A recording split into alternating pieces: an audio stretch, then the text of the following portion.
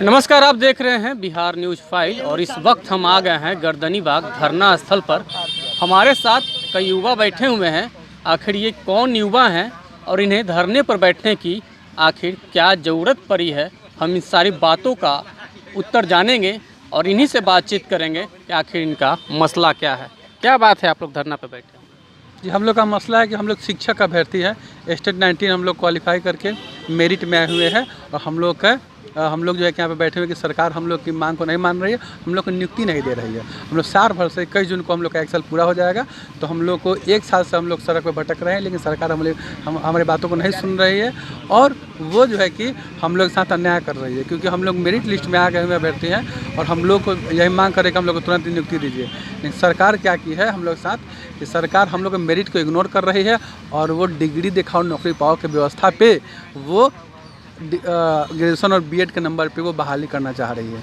और हम लोग जिन एक प्रतियोगिता परीक्षा के आधार पे हम लोग मेरिट लिस्ट में आकर के +2 और 9 और 10 के लिए टीचर बनने के लिए एलिजिबिलिटी रखते हैं, लेकिन सरकार हम लोग को इग्नोर करके ऐसे अभ्यर्थियों जो कि डिग्री दिखाओ नौकरी पाओ के सिस्टम से वो जो है कि बहाली करना चाह रही है। तो हम लोग यहाँ इसलिए बैठे हुए हैं कि सरकार हमारी मांग को माने, हम लोग मेरिट का सम्मान करें सरकार और विद्यालय में मेरिट वाले शिक्षक को नियुक्ति करे। इसीलिए हम लोग यहाँ बैठे हुए हैं और पिछले साल भर से हम लोग इस पटना के सड़कों पे कभी गर्दनीबाग तो कभी शिक्षा मंत्री तो कभी सचिवालय में अपनी बातों को रख रहे हैं कि देखिए बिहार की स्थिति शिक्षा में बस बदतर होती जा रही है दिन प्रतिदिन। तो यहाँ पर शिक्षा सुधारेगा वही जो मेरिट जिसमें मेरिट होगा, नहीं तो ऑलरेडी ऐसे विद्यालय में शिक्षक नियुक्त हो गया है जिनको अभी बहुत कुछ सामान्य ज्ञान भी नहीं आता है। वो आप तो सुने ही हैं कुछ दिन पहले कि अब बच्चे भी कह रहे हैं कि हम सरकारी विद्यालय में नहीं पढ़ेंगे क्योंकि सर को कुछ आता नहीं है। तो ये ऐसे शिक्षक बहाल हो गए हैं। अब किस प्रक्रिया से बहाल हो गए हैं वो उसमें हम लोग नहीं पढ़ेंगे, लेकिन इतना जान लीजिए कि हम लोग मेरिट में आए हुए अभ्यर्थी है और विद्यालय में हम लोग पूरी पात्रता रखते हैं हम लोग पढ़ाने के लिए, लेकिन सरकार हम लोग को अभी तक इग्नोर कर रही है। जी, प्रतियोगिता परीक्षा पास कर सरकारी नौकरी पाना भगवान से भेंट करने के बराबर होता है और प्रतियोगिता परीक्षा दिन प्रतिदिन कठिन होती जा रही है। लेकिन प्रतियोगिता परीक्षा पास करके यानी कि STET 2019 में एग्ज़ाम निकली थी जिसे इन लोगों ने क्वालिफाई कर चुका है और पिछले वर्ष 2021 में इसका रिजल्ट भी आ चुका है, लेकिन सरकार की ओर से अभी तक बहाली नहीं ली गई है। ये मसला है। एक और युवा से बातचीत करेंगे कि आखिर वो कितने दिनों से धरना पे बैठे हुए हैं। आज हम लोग का 15वां दिन है। बहुत सारे साथियों का तबीयत खराब हो चुका है, कितने हॉस्पिटल में भर्ती हुए हैं। कल कुछ साथी हैं जो अभी आए हैं, 2 दिन से उनका लूज मोशन फीवर हो गया था। तो सरकार जो सोच रही है कि कैसे ही करके हम इस आंदोलन को ख़त्म कर दें। हम लोग 45 डिग्री टेम्परेचर में यहाँ रह रहे थे। 2 दिन से मौसम ठीक हुआ है, वर्षा भी पड़ा है, तो हम लोग भीगे भी हैं यहाँ पे। सरकार जो चाह रही है वो नहीं होने देंगे, क्योंकि बिहार का बच्चे का भविष्य की बात है। यहाँ पे हमारी नौकरी की बात नहीं है, नौकरी सेकेंडरी चीज़ है, पहले बच्चा का भविष्य। तो बच्चे का भविष्य के लिए हम लोग डटे हुए हैं पिछले 15 दिन से। और सरकार के तरफ से एक भी अधिकारी या चपरासी कोई नहीं आया है सूझबूझ लेने के लिए कि ये लोग जिंदा है कि मर गया। तो हम लोग डटे हुए हैं, देखते हैं कितना वो हम लोग का धैर्य की परीक्षा लेते हैं। लेकिन धैर्य की एक सीमा होती है। अगर धैर्य जवाब दे दिया हम लोग का, तो फिर सरकार सोचे कि हम लोग क्या करेंगे, क्योंकि शांतिपूर्वक तो बैठे हुए हैं, लेकिन भगत सिंह भी बनना पड़ेगा तो बन जाएंगे, धमाका देना भी पड़ेगा तो धमाका देंगे। क्योंकि ये जो सरकार की नियमावली है कि डिग्री दिखाओ और नौकरी पाओ, कहीं से रुपया दे के लाइए भरदम नंबर 90% 95%, ठीक है, और यहाँ बिहार में दे दीजिए, आपको शिक्षक की नियुक्ति हो जाएगी। जिसका नंबर कम है उसको नौकरी नहीं होगी। क्या 3rd डिवीज़न वाले IAS टॉपर नहीं बनते हैं? क्या 2nd डिवीज़न वाले IAS नहीं बनते हैं? अधिकारी नहीं बनते हैं? ये नीति गलत है, इसी का विरोध कर रहे हैं। दूसरा नंबर बात, जो ऑफलाइन बहाली हो रही है वो गलत नीति है। बिहार में पेंशन ऑनलाइन, वृद्धावस्था पेंशन भी ऑनलाइन, राशन कार्ड ऑनलाइन, नीरा के टेंडर भी ऑनलाइन। तो शिक्षक जो राष्ट्र का निर्माण करता है उसकी बहाली ऑफलाइन क्यों? कहीं न कहीं इसमें धोखाधड़ी कर रहा है सब। सरकार की भी यही मंशा है, तो इस मंशा को हम लोग न चलने देंगे।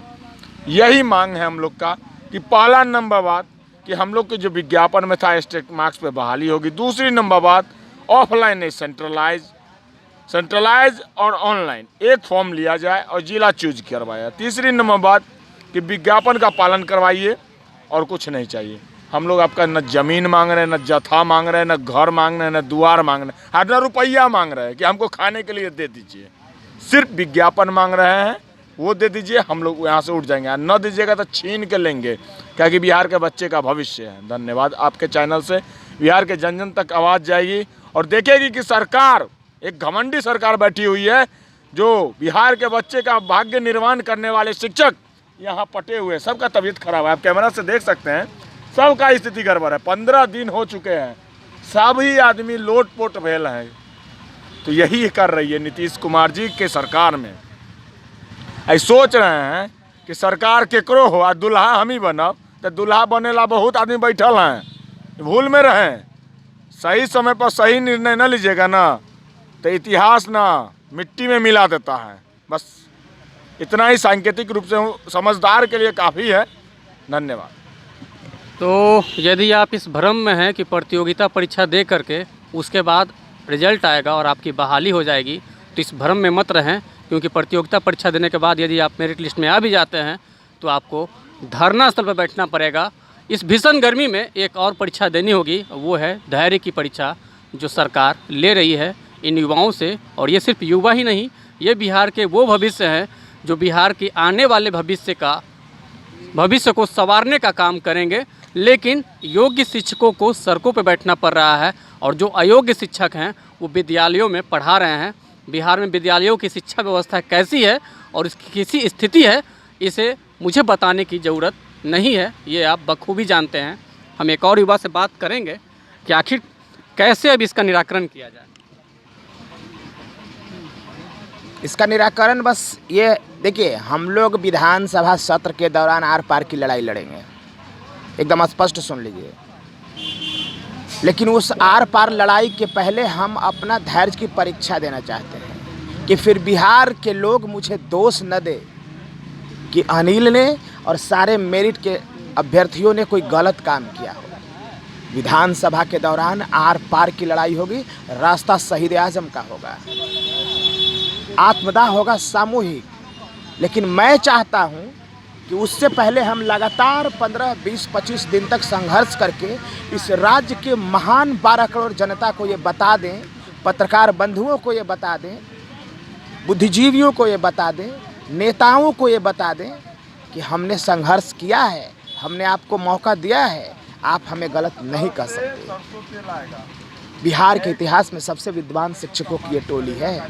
कोई IIT का, कोई NIT का, कोई DU, BHU, JNU का है। हम पढ़े लिखे हैं। मैं NIT का हूँ, NIT का पढ़ा लिखा इंजीनियर कभी बिहार सरकार के सरकारी विद्यालय में शिक्षक बनता है? बताएं ना। बिहार सरकार के तो सरकारी विद्यालय में शिक्षक बनता है मानसिक रूप से विकलांग दीपक कुमार जैसा शिक्षक, जो एकेडमिक बेसिस पे बहाल होता है। कभी नहीं देखा होगा आपने मेरिट वाला शिक्षक बिहार सरकार में। ये बिहार के इतिहास में पहली बार प्रतियोगिता परीक्षा हुआ, हम शिक्षक सिलेक्ट हो गए, मेरिट में आ गए, और बारी थी नियुक्ति पत्र की। सरकार ने पेच लगा दिया, कहा एकेडमिक बेसिस से बहाली होगी। हम कहते हैं कि नहीं, बहाली एकेडमिक बेसिस से नहीं होगा, बहाली प्रतियोगिता परीक्षा के आधार पर होगा, बहाली STT मार्क्स के आधार पर होगा। एकेडमिक बेसिस पर आप विकलांग, मानसिक रूप से विकलांग शिक्षकों की नियुक्ति कैसे कर सकते हैं? बिहार के सरकार के सरकारी विद्यालय में एक मानसिक रूप से विकलांग शिक्षक कैसे पढ़ा सकता है? शिक्षक राष्ट्र का निर्माता होता है। हम बिहार का निर्माण करेंगे, राष्ट्र का निर्माण करेंगे। हमने बताया आपको, हम डॉक्टर पैदा करते हैं, इंजीनियर पैदा करते हैं। आप पत्रकारिता कर रहे हैं, पत्रकार भी हम ही पैदा करते हैं ना। शिक्षक से लेकर के नेता से लेकर के IAS IPS हम ही बनाते हैं। और बनाने वाला ही बेवकूफ़, बनाने वाला ही जाहिल, बनाने वाला ही अनपढ़, जाहिल और बददिमाग, और बनाने वाला ही मानसिक रूप से विकलांग हो जाएगा, तो क्या राष्ट्र का निर्माण करेगा? हमें तो इस बात की चिंता है कि आज से 20-30 साल बाद आखिर इस बिहार को कौन लेगा अपने हाथों में, क्योंकि एक लंबी फहरिस्त होगी मानसिक रूप से विकलांगों की। हमें इसकी चिंता है, हमें अपनी चिंता नहीं है, और इसीलिए हम ये लड़ाई लड़ रहे हैं। महोदय, कमाने के लिए बहुत रास्ते हैं, बहुत रास्ते हैं, बहुत रास्ते हैं। इतना भ्रष्टाचार का आलम फैला हुआ है, शराब माफियाओं का काम है, बालू का काम है, सड़क का काम है, पुल पुलिया का काम है, अरे और तो छोड़िए, किडनैपिंग का काम है, चोरी गुंडागर्दी का काम है, लेकिन हमने सब काम को छोड़ करके राष्ट्र निर्माण का काम को चुना है। कोई अपराध तो नहीं है ना, अपराध तो नहीं है, हमने राष्ट्र का निर्माण का चुना है। हम अब जिसमें हमारा रोजगार भी हो और साथ में राष्ट्र निर्माण भी हो। कौन सा गलत काम किया है मैंने? कमाने के लिए हम कहीं भी कमा सकते हैं, क्या हम नहीं कमा सकते? क्या हम झूठ नहीं बोल सकते? क्या और काम नहीं कर सकते? क्या हम दुकान नहीं चला सकते? चला सकते हैं, हम भी पैसा कमा सकते हैं, हमारे लिए भी भ्रष्टाचार के तरीके हो सकते हैं, लेकिन हमने उस काम को छोड़ करके राष्ट्र निर्माण के काम को चुना है। ये बात को समझना होगा। आप मैसेज दीजिएगा, विधानसभा सत्र के दौरान सामूहिक आत्मदाह करेंगे और पूरे बिहार की जनता, पूरे हिंदुस्तान की जनता और सारे पत्रकार बंधुओं को मैं इसलिए बता रहा हूँ कि मुझे कोई दोष न दे दे कि अनिल ने गलत निर्णय लिया। समाज के नज़रों में, पत्रकार के नज़रों में, 12 करोड़ महान जनता के नज़रों में, बुद्धिजीवियों के नज़रों में मैं गलत साबित नहीं होना चाहता। धैर्य की परीक्षा देना चाहता हूँ, इसीलिए ये संघर्ष कर रहा हूँ, तब कर रहा हूँ इस धरती पर। चलिए, तो ये संघर्ष कर रहे हैं और अपनी मांगों को लेकर डटे हुए हैं, लेकिन अब जो होगी वो आर पार की लड़ाई होगी। ये इंतज़ार कर रहे हैं, क्योंकि पानी जब नाक से ऊपर चला जाता है तो क्या होता है ये मुझे नहीं लगता है कि बताने की ज़रूरत है। एक और युवा साथी हैं, हम उनसे जानेंगे कि अब जो है कि वो कैसे लड़ाई लड़ेंगे, क्या रणनीति बना रहे हैं। देखिए, कितने आश्चर्य की बात है कि रिज़ल्ट निकले हुए 1 साल हो गया। 21 जून 2021 को रिज़ल्ट आया था और आज तारीख है 20 जून 2022। 1 साल से जितने भी मेरिट के 30,675 कैंडिडेट हैं जो मेरिट लिस्ट में आए हुए हैं, वो सड़कों पे भटक रहे हैं, बेरोज़गार की तरह, आवारा की तरह। कोई गाली दे रहा है, कोई कहता है कि आके जेल में बंद कर देंगे, कोई कहता है आके कि FIR कर देंगे। ये किस तरह का लोकतंत्र है और किस तरह का शासन व्यवस्था चल रहा है? मेरिट को हटा करके आप कहते हैं कि मेरिट और नॉन मेरिट जो है वो बराबर हो जाएगा, मेरिट का मतलब सांकेतिक रह जाएगा।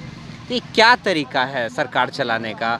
ठीक है, शिक्षक निर्माण भी कर सकता है, शिक्षक विनाश भी कर सकता है। ये आचार्य चाणक्य की भूमि है, ये महान अशोक सम्राट की भूमि है। ठीक है, हम लोगों की धैर्य की परीक्षा मत लीजिए। हम लोग विनती करते हैं नीतीश बाबू आपसे कि हम लोग के धैर्य की परीक्षा मत लीजिए। पानी अब सर से ऊपर जा रहा है और ऐसा काम मत कीजिए। हम लोग के पास कोई रास्ता नहीं बच जाएगा तो लास्ट में हम लोग आत्मदाह करके मर ही जाएंगे। वैसे भी समाज का ताना सुन के मर ही रहे हैं रोज़, और कोई चारा नहीं बचेगा तो अंतिम में आत्मदाह करके मर जाएंगे। यही रास्ता है हमारे पास। धन्यवाद। तो STET 2019 में इन अभ्यर्थियों ने परीक्षा दिया था और उम्मीद था कि दिन रात कड़ी मेहनत करके जब रिजल्ट आएगा तो हम लोगों की बहाली होगी और हम लोगों का भविष्य भी बेहतर होगा। लेकिन सारे किए कराए पे पानी तब फिर गया जब जब रिजल्ट के 1 साल बाद भी इन लोगों की बहाली अब तक नहीं ली गई है और इनका अब उम्र भी निकल रहा है। तो कहीं ना कहीं जो उम्मीद था, जो उम्मीद की किरण थी, वो अब ख़त्म होता दिख रहा है। लेकिन अब ये लोग भी आर पार की लड़ाई में हैं। आने वाला समय बताएगा कि आखिर कैसी आर पार की लड़ाई होगी और क्या रिजल्ट होगा, सरकार बहाली करती है या नहीं करती है। लेकिन इनका मांग बस एक है कि सरकार STET 2019 का विज्ञापन जारी करे। तो आप देख रहे थे बिहार न्यूज़ फाइल, और यदि अब तक हमारे चैनल को आपने सब्सक्राइब नहीं किया है तो सब्सक्राइब कर ले, और यदि आप मुझे फेसबुक पर देख रहे हैं तो हमारे पेज को लाइक करें और ट्विटर पर फॉलो करना नहीं भूलें। धन्यवाद।